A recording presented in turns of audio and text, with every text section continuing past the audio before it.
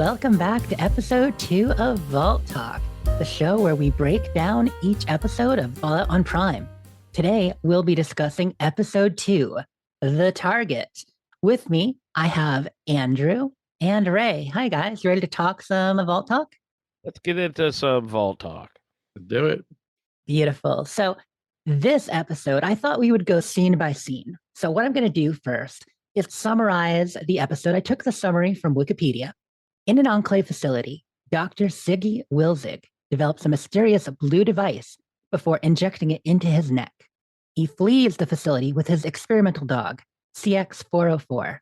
In the Wasteland, Lucy encounters Wilzig, who urges her to return to Vault 33. Great scene. Maximus and Titus begin their search and are attacked by a mutant bear. Titus is wounded, but his mistreatment of Maximus prompts the Squire to let him bleed out before taking the knight's power armor for himself. Lucy reunites with Wilzig in Philly, where he attempts to arrange safe passage to Moldaver. Seeking the bounty, Howard attacks them, but is distracted by Maximus, allowing Lucy to escape with Wilzig.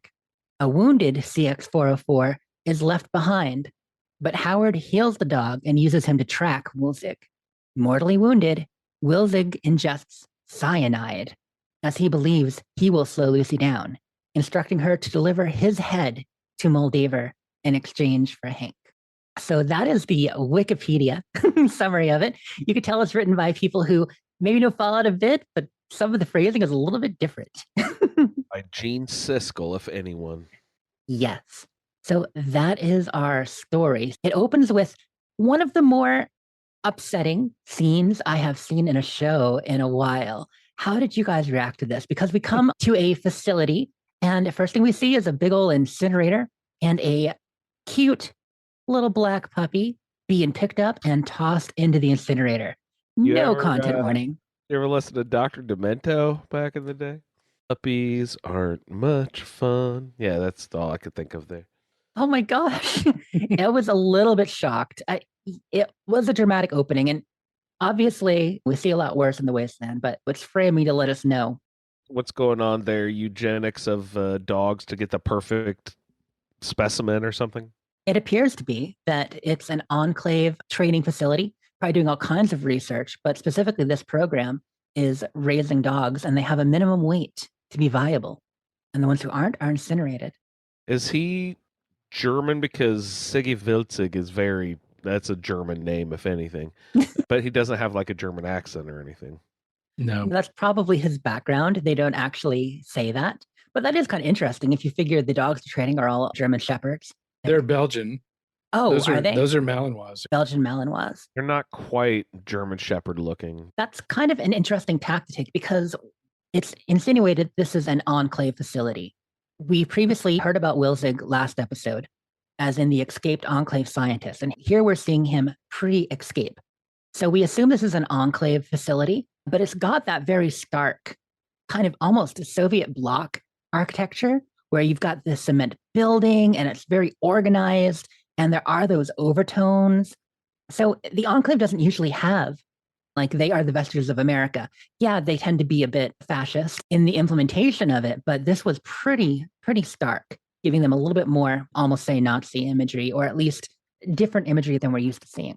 Does it ever actually state that they are an Enclave base? No, they only ever phrase it as in the target is an escaped Enclave scientist. He never says that he works for the Enclave, as far as I know. And there's no Enclave imagery. So possibly whoever runs this facility has some captured Enclave scientists working for them on something too. Okay, since they don't actually specify, and we know that a lot of the Enclave on the West Coast was wiped out with the events of Fallout 2.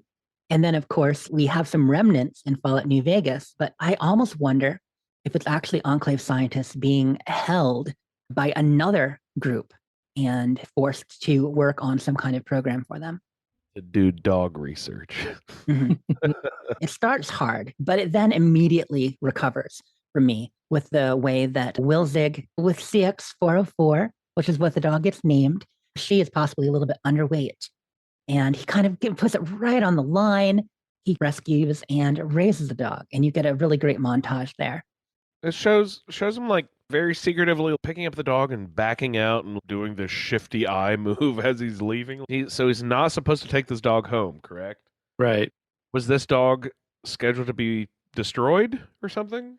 Well, no, it got assigned a number, but then he took it to his research lab and hid it behind a picture. Yeah, it almost seems like the dog was being raised in the program at first because you see them training, and it's only when she's a puppy that Wilzig takes the dog. So maybe Wilzig just really loved the dog and said, I am going to save them from however they're being treated here.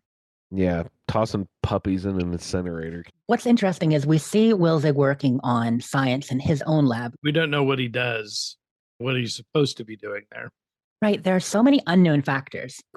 All we know is there's some kind of dog breeding program, and he took one of them to save them from being destroyed or possibly abused. So we get to the point where he is doing what we saw in the trailers for the show, where he is injecting himself with something, some kind of blue substance. But there's no explanation. We don't know 100% that it's Enclave. We don't know what they're working on. We don't know their relation to Vault Tech, which will come out in a little bit. Could you tell if he got that in his neck or his ear, or It was in his neck, right behind his ear. because it kind of looked like that the harness guided the needle.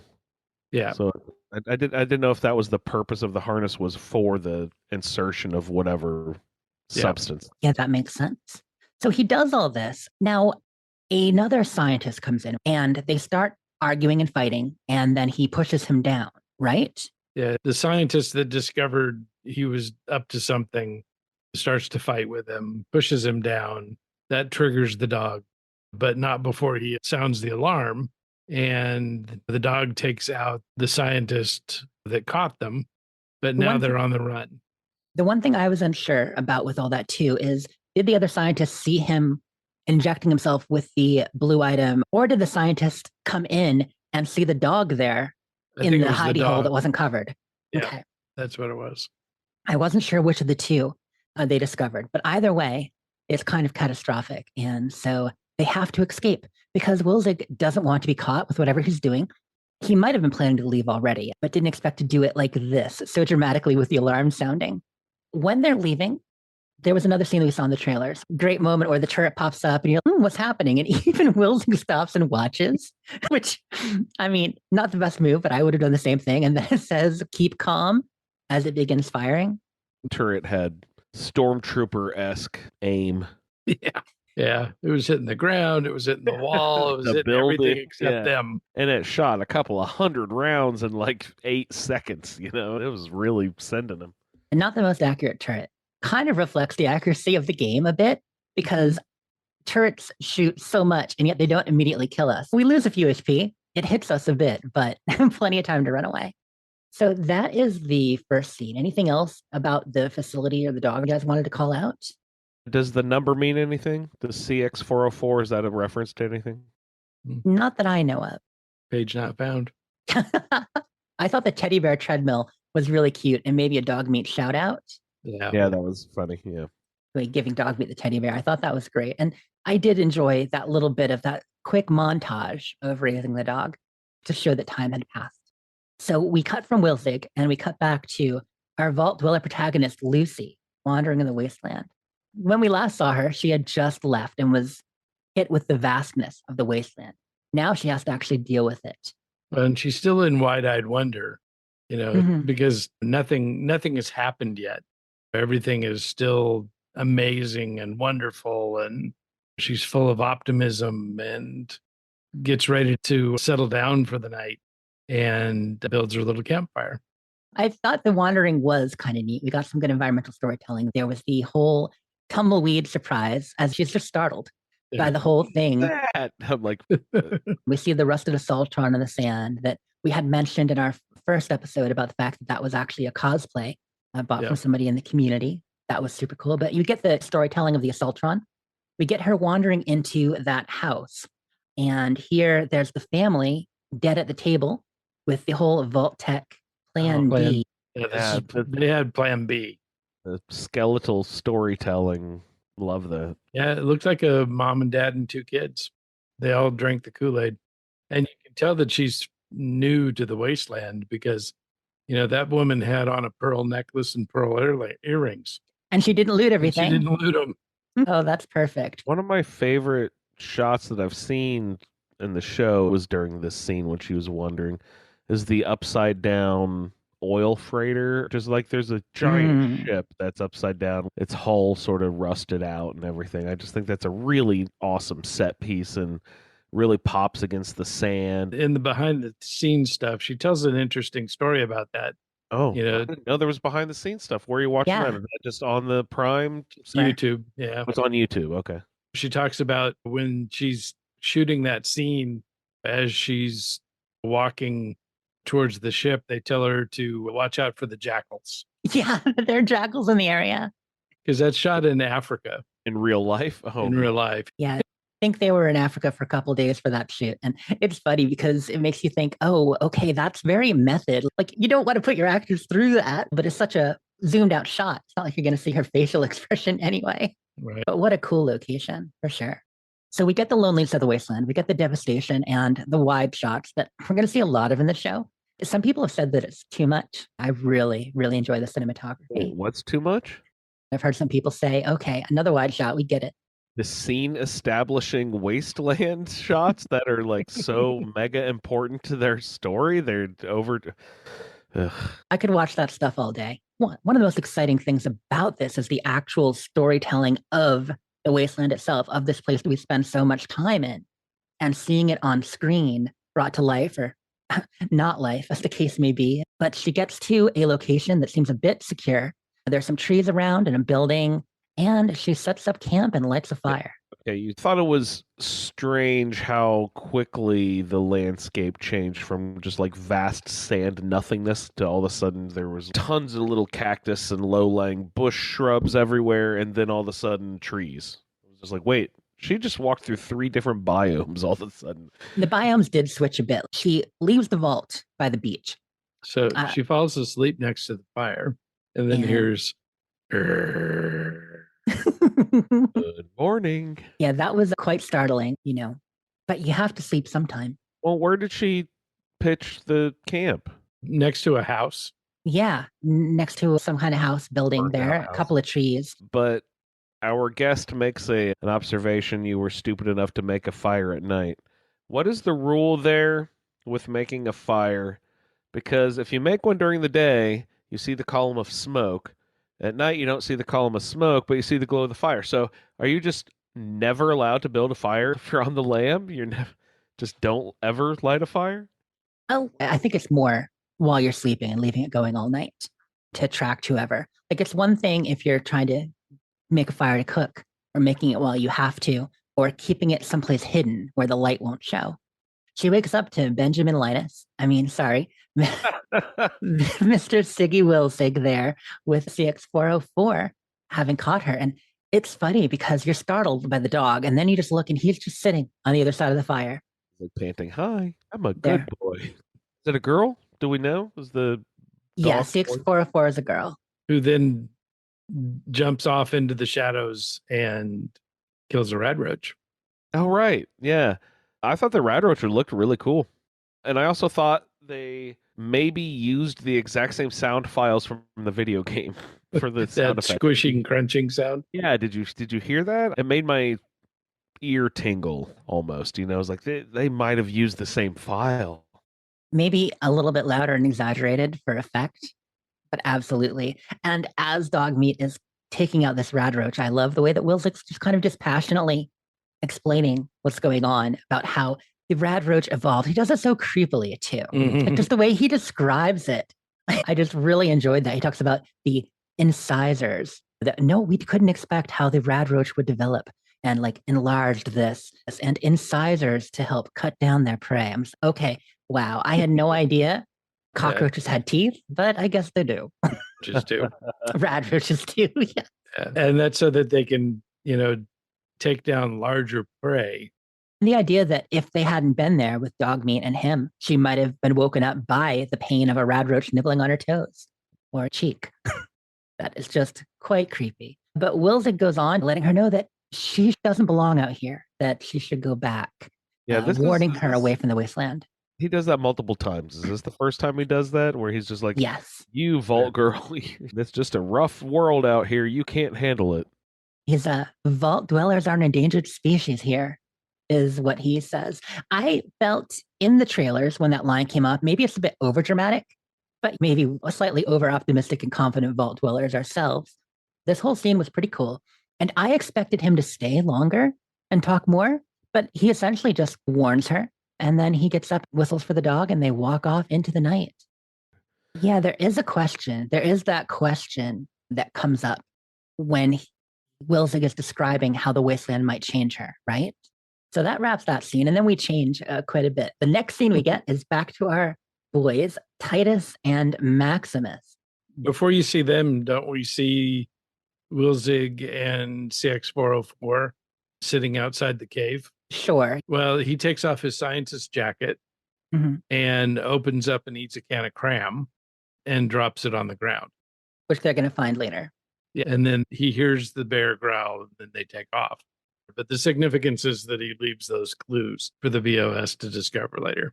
Yeah, we know that they're by a cave and there's some kind of creature in there. But we swap over to Maximus and Titus. They're flying along just over the mud flats in the vertibird when we see them here. Okay, perfect.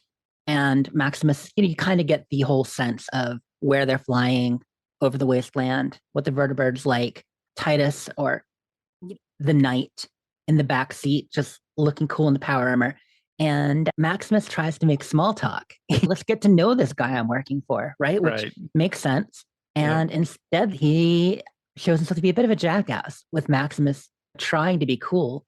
And immediately, Titus just pulls off his codpiece and tosses it to him and says, polish this or clean this. That's established pretty quickly, the pecking order.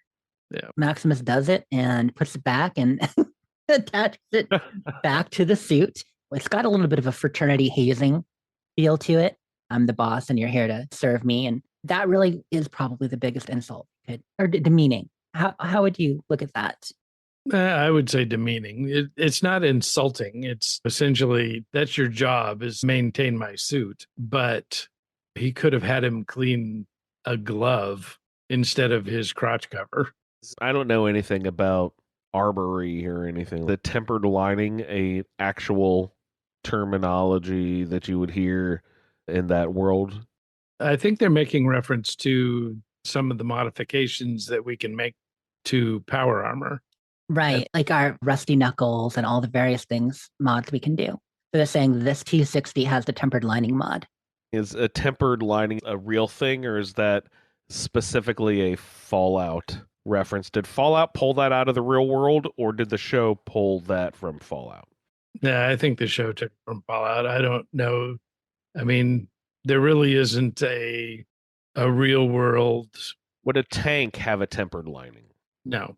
I'm not even sure what that means necessarily, but tempered steel is stronger than regular steel, right? I'm not a steel expert, but one assumes tempered is like hardened. And they're on their way to destination. They're heading to Philly, but Titus says, I want to kill something. I'm bored. Land, I want to shoot something. And this is so childish. So up until now, you've been, okay, the knights are cool. You're expecting them to be kind of dignified, brotherhood, but no. I mean, he's not a paladin. He's just a knight, and he is kind of a jackass. And you get that pretty quickly. So even though the mission is to continue on to Philly and look for people, they get off here. We must not be very far from Philly, though. No, they were en route between the two. So they start searching around, Titus and Maximus, and they find the cave. And outside the cave, like Ray was saying, they see the evidence that, hey, there was somebody here before. They know it was the target because of the jacket. Jacket, right. And Maximus says it's the jacket and dog food, except that it was a can of cram.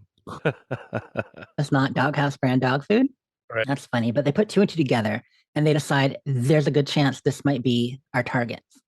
So they start looking and they go into the cave. Makes sense. The cave would be shelter, but maybe not the brightest move. And fucking Titus pulls rank. Mm-hmm. Hey, Rook, go in there and go see if they're in there. Yeah. Titus has been nothing but an asshat. And here it's very clear that to him, the squire's just cannon fodder.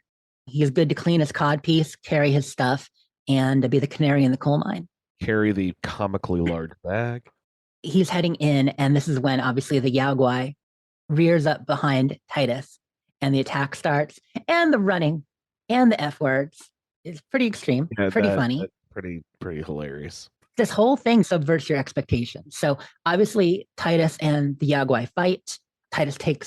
He's injured really badly, but he does manage to kill the Yao Guai, right? Maximus. No. It is Maximus with the pistol? Yeah, with the 10 millimeter.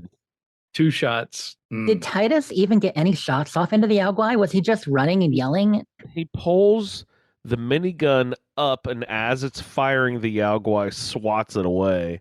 Mm-hmm. So he gets some shots off, but they're like towards the sky. Yeah, he does punch him a couple of times, but that's it.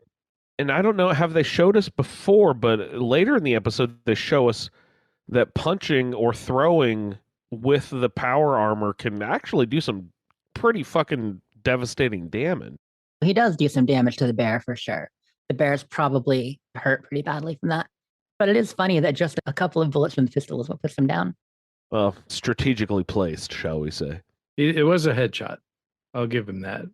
So the rifle he has, that's actually just a really large assault rifle. Yeah, it's as annoying in the show as it is in the game. That's got to be one of the stupidest guns that Bethesda's ever made. The assault rifle, is that the one that the super mutants always use? 5.56 ammo one? And it's like a big round... Yeah, big like tube tank thing. Yeah. But this you really kind of get that Titus doesn't get. Can't treat people like shit and expect them to help you. Yeah, he makes it worse. He doubles down. So everything we've seen in this just subverted our expectations. The knight is not a knight in shining armor. He's an asshat who is rude, who shoots things when he's bored. He doesn't do anything to hold his ground or even really take the proper precautions. You almost seem he just relies on his armor to help him. And then after getting damaged like that, he immediately, when the Yao Guai is dead, instead of saying thank you or help me or whatever, he just pulls off his helmet. You get the actor Michael Rappaport, which gives not the voice or the personality you expected from the knight. And that's the great thing. When they're in the power armor, they all sound so big and tough and deep voice. Darth Vader, yeah. Yeah. But as soon as they take the helmets off, they're whiny little high-voiced guys. Their power is not the only thing that's coming from the power armor. Exactly. And so he just immediately starts berating. First, he talks about everything bad about the Brotherhood, like completely not what you expected. The Wasteland fucking sucks. Pardon me, I'm just quoting. The clerics suck. They're bullshit, sending me on stupid missions for them to turn out to be freaking toaster ovens. You know what you can do with a toaster oven? Do you have any idea? He just starts going on about how Brotherhood missions suck. Everything sucks. He's so unhappy. And then he starts on Maximus. You know what they do to squires like you that don't do their job? They string you up by your lungs and they hang you, and vultures come to get you, and you're going to just wait till they find out how crappy of a squire you are. They're going to kill you. Yeah. Which is really good encouragement for Maximus to go and heal his knight. On the flip side, here's Maximus's knight that he's supposed to be taking care of. And he just kind of looks at him and like, you know what? You're kind of a jerk. So I'm going to let you lay there and die a slow death because I have determined that you are not worthy of the power armor that you're wearing.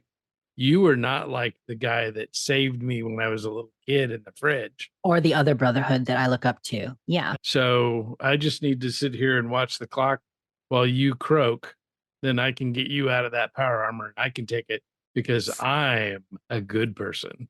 It's a weird moment because he does that, but I don't think that there's any chance he would have if Titus had shown an iota of humanity. But he's there threatening about what he's going to do to him and just doing nothing but unloading on him. So, yeah, of course, Maximus isn't going to help him. He did the calculus. If I help you, you're going to make sure that I'm court-martialed or worse in this case for not helping you fast enough. Like what?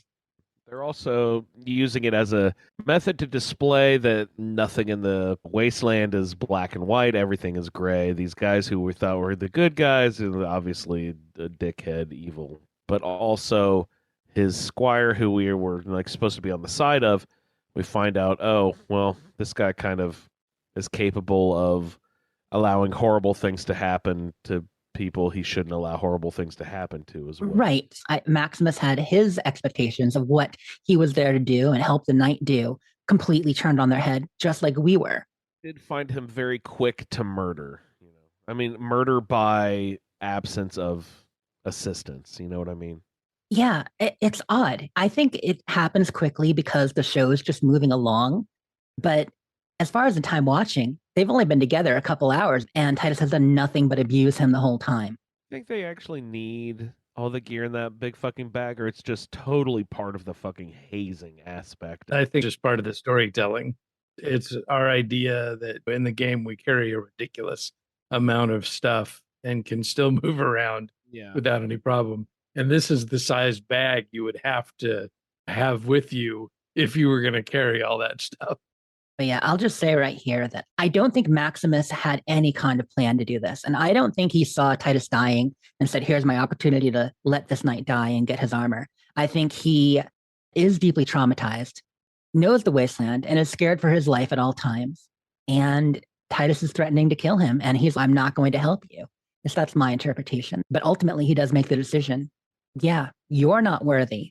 I mean, we don't know that Maximus necessarily is either, but at least he wants to be. So then it just cuts to him figuring out how to get into the power armor. Mm-hmm. And then it cuts to Lucy wandering through the totally not California woods. One of my favorite scenes leading up to this, like just before that, she runs across this house and she does meet the first person she's finally met in the wasteland, Diaper Boy. So we get Diaper Boy going down the stairs and out in his yard. This is the first time she's seen a living person. What's going to happen? And so she says hello, but with her gun out. With her gun out, yeah. A bit unsure. And he's, whoa, I'm unarmed. And you realize, okay, this dude actually might be harmless. I mean, we don't know. But yeah, he's some kind of water farmer. And they have a funny discussion where she asks him for directions. He mentions Philly is a place to look for people if she wants to find somebody over there, but he doesn't go there because people die there. And you get the idea that he's maybe not the brightest. And like this small area is all he knows. He says in Philly, his ma died, his pa died, his brother died, his uncle died. Like Philly's where death happens. He lives here. He's working on his water purifier. That he keeps putting sand in and only getting sand out. The whole thing is just comically ridiculous. Yeah. Lucy offers him some water and he takes it and immediately just chugs the whole thing. And gives her the advice that, hey, if someone gives you water, you drink it. You get the idea of the desperation of the wasteland and all that here. Interesting behind the scenes things. When the writers were talking about this and they were discussing the various scenes, it was brought up that Robertson, he wrote a whole lot of side quest, random encounter material that didn't make it into the final versions, but that there was even way more side quest stuff than we see, way more like random encounters. And this is the one that they kept thinking was going to be cut. And it kept not getting cut. Like as they were going through, like, oh, what do we want? Keith made it to the end, but they weren't sure it was going to along the way. If you stay, this could all be yours. Best line. Oh my gosh. He's very proud of his palace. Definitely been alone too long. It does kind of just clue you into the fact that some people are very strange out here and maybe not socialized around others. So after Lucy finishes and he says, thank you for not shooting me or trying to take my things, we see Maximus and he's testing the power armor and running around like a boss. He either throws something or kicks something and it hits the side of a building and then the whole building collapses. Yes, they're really showing the strength 15 or major strength boost, depending on the game you're talking about, where he throws that thing way too far. Like that was a bit ridiculous, hucking that thing into the water, throwing the thing in the building falling down. And then he hears the two guys fighting. And it's the first time that we meet the Snake Oil Salesman. Yeah, it's his chance to be a hero. It's Max's chance to be a hero. So he comes in and he grabs the guy by the head or the shoulder? By the hair, yeah. tells him to let him go. So, of course, the snake oil salesman is calling him a scholar and wise beyond his years. And Thank you so much. I was just doing science. I mean, he is just a chicken curious physician. But then once he's taken off, and Maximus lets the guy's hair go, he tells him why he was after this guy. And it was because he was abusing his chickens. Yeah. First of all, it's hilarious. This actor is John Daly. And you think Max is doing the right thing, and he did. Guy probably didn't deserve to die. Screwing my chickens. Hey, Andrew, I think we hear you. Hello. There we go. We are just talking about Max and rescuing the guy being beaten up by the other guy for being chicken curious. Chicken curious. Oh, right. Yes. Ooh. He says, not the first time I've been persecuted for my scientific curiosity. That was a little specific. I was wondering if that is a reference to something that we've seen in the past, the games. That is too specific. A chicken fucker? Really? No, I'm pretty sure that wasn't in any of the games. Okay. I think this was a first. Yeah. I was like, that is way too specific. So I think it's really a tool to establish the depravity of the snake oil salesman. We see several times. I like that he's a recurring character for sure. And it never really gets any better. Totally. But it's just the way that it plays with what you expect and what Max expects. And you see Max on top of the world, but you got to know the situations you're actually getting into. You don't just jump in fighting because you may not necessarily pick the right side, if there is even a side at all to pick. So the town of Philly was really, really well put together. It looks very wastelandy. Right. Yeah. I did like the design of the city as she approaches it. This is the part where I said ahead of time that I was not happy with all the costuming. I thought a lot of the Wastelanders were just so Mad Max here, though. You know what I mean? They brought in all these extras, like just wear whatever you'd wear for Wasteland Weekend or for the apocalypse. And a little bit more edgy punk kind of raider gear, like the masks and the headpieces and the outfits. Some of them, though, were very obviously cool. Like you had a couple of guys that looked kind of like they might have been great cons, muscling their way through, people selling stuff. They looked a little bit more like you would expect. Maybe it's more realistic. Maybe it's because in the games, a lot of times people are wearing pre-war clothes, just older, which is what I expect from Fallout, as opposed to immediately going Raider style, Mad Max style. Yeah, and the Raider armor with the tires for shielding and the chains and the spikes and everything, that's all good Raider gear. Yeah, it makes sense for Raiders. It's just like if you walk into Megaton, and not everybody's dressed like that. Or you walk into Diamond City, or you walk into any regular town. And so that's when you get the idea that Philly is maybe more of a lawless town, maybe a little bit more on the edge of civilization. They don't seem to have a system of law here. We don't know who's in charge. We never really see any of that. Yeah, but you definitely do get a Mad Max feel from it. The guy in the diaper in the water scene said he had lost a couple of brothers and his dad in Philly, right? Yeah. Yeah. Very dangerous town. So I did like the vibe of it, though. The commerce, the people selling stuff, all that. Because we usually play in the games, we're used to people responding when we talk to them. That's what we do. You go in, well, actually, maybe you don't, Ray. Maybe people who don't talk to everybody, this felt more natural for. For me, why didn't they say hi back? Why didn't they have a line? Why didn't they say, seems to be growing well? Or sparrows don't get you, the rads will. We didn't get that here. So that's why I felt like it was a little bit different. But this was more realistic, probably. So she's walking past Majun's shop and sees the Pip Boy in the window. Right. And that catches her eye, of course, to go in there. So she goes in to talk to her and see, if she can't get some information about where her dad is and find out who Moldaver is. Right. She figures this person has to be, if not more friendly, at least knowledgeable. They have a bunch of Vault Tech equipment, Vault Tech stuff there. They know what Vault Dwellers are. Well, and does she? Right? This is where we get the line from the trailer, stuff like that. I thought all you dipshits were dead. Like, she's just a real live Vault Dweller in her shop. But she's suspicious. And Lucy approaches this as maybe not the most tactful because she's here talking and Majun asks questions and Lucy just kind of digs herself into a hole here, talking about how they're coming out to save the Wasteland, acting like she knows better and is maybe superior. Just It doesn't go well. But Ma June is listening until she mentions Moldaver. And at that point, conversation's kind of over. I really liked the line that after Lucy talks about that, hey, well, Vault-Tec and we're here to save America and bring the world back. And she says the vaults were nothing more than holes in the ground for rich folk to hide in while the rest of the world burned. Now, at this point, is this when Wilzig walks in? Yeah. After she mentions Moldaver and gets kicked out of the shop, she sees Wilzig coming up and they meet each other. She recognizes him. Hello again. And they start to talk. And the ghoul is also watching this with interest because he's here in town doing the cowboy thing, hat down, brim low. And then he just stands up and shoots Wilzig in the foot. And this is where she darts the ghoul. And he pulls the trank dart out and gives the line, that is a very little drop in a very large bucket of drugs. Yeah, the ghoul means business because he gets up, he blows Wilzig's foot off, starts shooting a few people. And then Ma June intervenes and she pulls out a gun.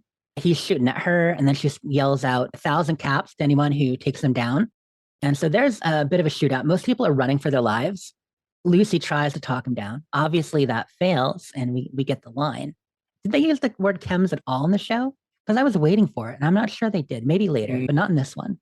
Yeah, I think he just calls them drugs. So this shootout was pretty revealing because there are some people brave enough to step up and try to take him out for the caps. But again, there doesn't seem to be necessarily any law in town or anything. So there's a big old Wild West shootout. He takes a few bullets to the shoulder, and you start to realize that ghouls here, they can take more damage before they're put down than you would expect, and they heal a bit. And this is where he shoots CX-404, right? Stabs the dog. He doesn't shoot the dog, right? Stabs the dog, yeah. Because that gun, if he shot the dog would explode. Yeah, that thing definitely blew big holes in things. Describe that weapon. I think the gun is a legendary weapon. I think what we're looking at here is he has a legendary weapon with the explosive perk. Maybe it's a 2-shot explosive. It's fucking cool. I couldn't tell if it was some hand cannon or like a quad barrel sawed off shotgun because it doesn't look quad barreled, but when he reloads it, you see he loads 4 shells in at a time. So what the hell is that thing? I don't know, special revolver or like large pistol? I'm not even sure what it is. So he shoots it with one hand, so it's not huge. But it is huge, so. But yeah, Ray's right. It blows a hole clean through things. They do that cool shot where he shoots something, and then they take the shot from behind it, and you can see the hole back through to the ghoul. And so he's about to shoot Lucy, and that's when Maximus shows up. Right, exactly. When the drugs don't faze him, and he makes that entrance. The power armor scene where I felt that it played better in the show than it did in that preview clip where people were not sure about the way the power armor moved and the jetpack arms. I don't know if they made it any faster for the actual show, but I thought it was fine. He jumps down, does the jet arms, and lands in a bit of a superhero pose, not completely. I do think probably the biggest reason they didn't have jetpacks was because they were practical suits and not CGI. Can you imagine how large and off balance a practical jetpack like that and an armor that's not actually counterbalanced with servos and stuff would be? Yeah, and the fight takes on an interesting twist now because now Maximus is up against somebody that can actually do something. Someone who's much more experienced than him. Maximus is very green. He's got the power. I didn't even think of this. Maximus here is a lot like us in Fallout 4. When we come up against that Deathclaw, and we got ourselves a set of power armor, we're jumping down, we got a minigun, and now we're taking out raiders. We're feeling like a boss, total boss. And then out of the sewers comes a Deathclaw. And here, boom, now he's face to face with the ghoul, who's a very experienced fighter. Speaking of experience, I think he has knowledge about power armor from his days in the service, back before the war. Also, when Maximus puts his foot through the boardwalk and gets stuck, he walks up and he says, well, I can see basic training isn't what it used to be. So he's familiar. Maximus is more than holding his own. Maximus is kind of dominant because of the power armor. in the beginning of this, in that it seems like the ghoul's bullets won't do any good. But yeah, he gets his foot stuck. The ghoul cuts off a couple of the hoses, right? Yeah.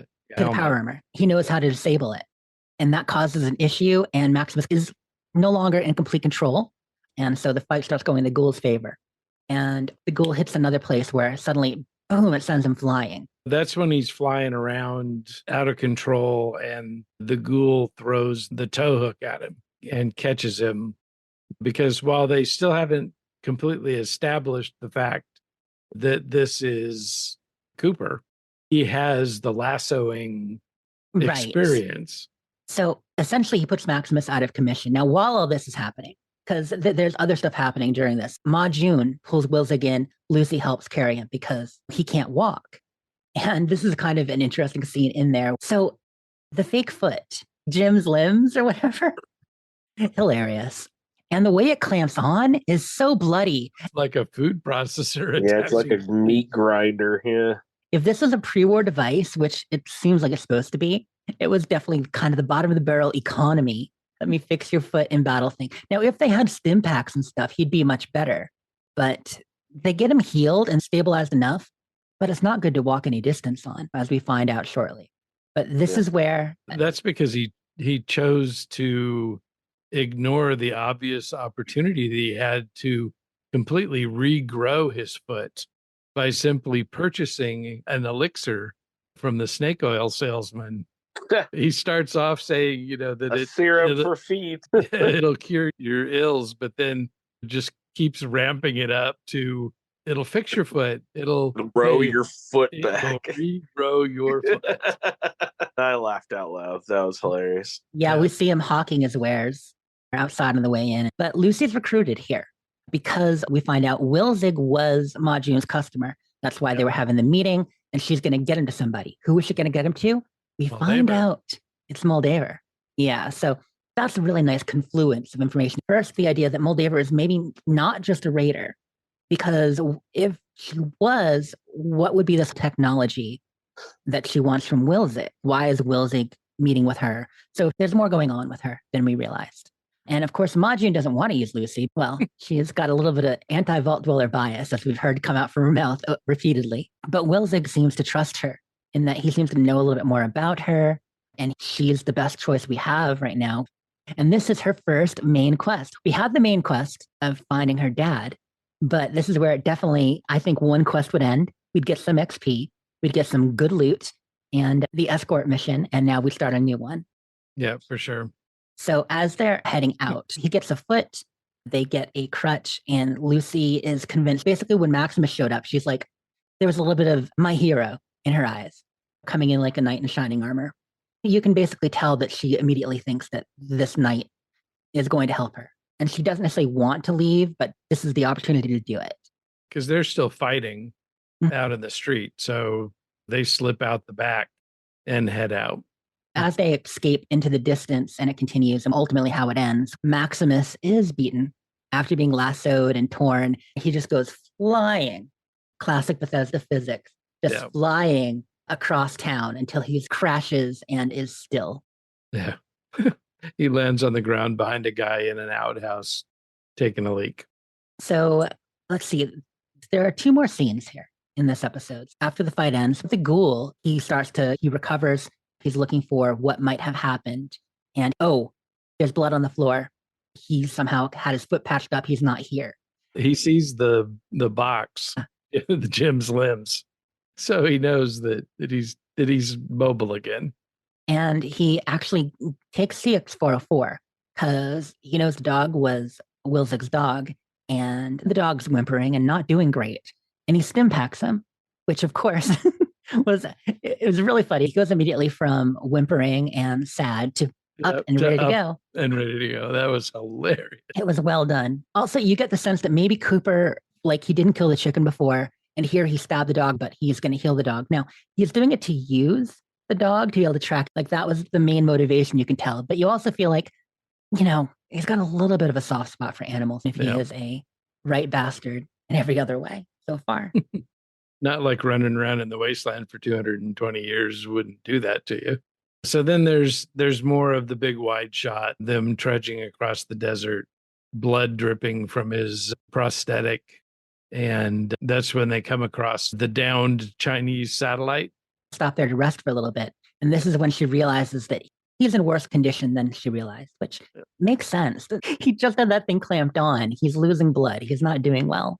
And so she says, we're going to rest. And he says, no, I'm not going to make it. No, you can do it. And he says, no, you see, I've just taken a cyanide pill. And I love that whole description there. It harkens back to the scene at the beginning of the show. He's like, Vault-Tec Plan B, the most humane product Vault-Tec ever made. Quick, painless, tasted like banana. I was surprised it wasn't more popular.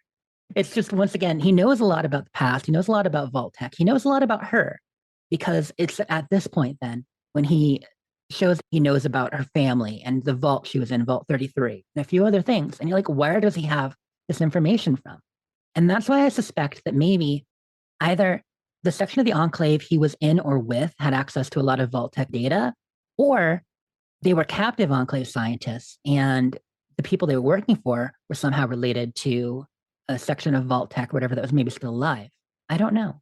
Yeah, or the Brotherhood of Steel just naturally assumes that anybody that isn't a scientist for the Brotherhood of Steel must be with the Enclave.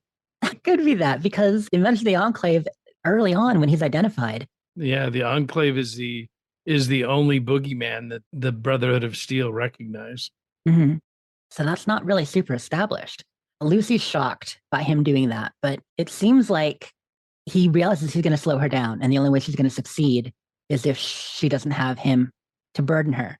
And that's when he lets her know that all she needs to bring to Moldaver is his head. That's the package, not the whole package, just the head. And the best part is the fact that he's packing a Ripper. Oh, God. Yeah. I mean, that probably spoke to you since you like to use the Ripper in some games too. But yeah, he gives her the Ripper, and after I die, take my head. Wow. That is so not okie dokie. But she's faced once again with the Wasteland's going to change you. This is where, on this walk to this point, is when he's telling her that, that she's going to have to change to survive. And this is where you see the first big step of that. And that she might not like what she changes into.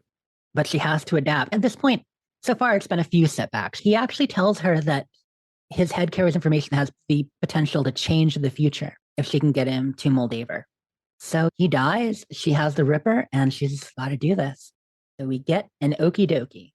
Just one episode from leaving the vault to here is pretty intense. And you know that she has that capability. You know from what we saw last episode that she's capable and intelligent and has combat training.